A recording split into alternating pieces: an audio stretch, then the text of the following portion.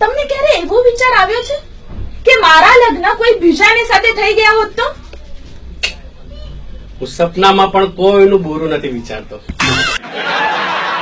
તમે દર વખતે મારા પિયરે આવવાની ના કેમ પાડો છો? હું એક વાર છેતરાઈ ગયો હોય એ જગ્યાએ પાછો જતો જ નથી. એટલે મારા પિયરમાં તમે છેતરાઈ ગયા છો? હાસ તો લગ્ન થયા ત્યારથી તારો બાપ મને કયા કરતો હતો, મારી દીકરી તો ઢીંગલી છે, ઢીંગલી છે, ઢીંગલી છે. લગ્નના 5 વર્ષ પછી ખબર પડી એને તો માવો ખાવાની આદત છે. એ તો મને કહેવા માંગતો હતો મારી દીકરી તો જંગલી છે, જંગલી છે, જંગલી છે. તો માવા થૂકી નહોતું બનાતું.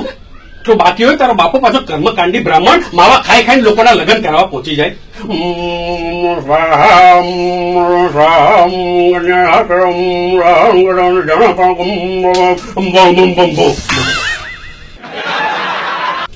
લગ્ન પછી તમે સાવ બદલાઈ ગયા છો.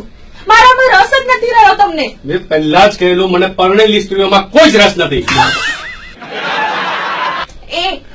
પરણેલી સ્ત્રીના શેઠામાં સિંદૂર પૂરવાનો રિવાજ કેમ હોય છે? કારણ કે સામેવાળાને ખબર પડે કે આ પ્લોટનું ભૂમિપૂજન ઓલરેડી થઈ ચૂક્યું છે.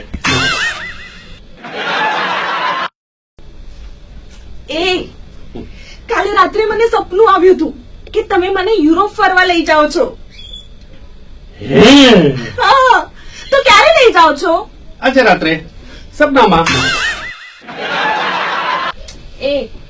મને કઈ થઈ જાય તો? ગાંડો થઈ જાઓ. આઘાતથી? ખુશીથી.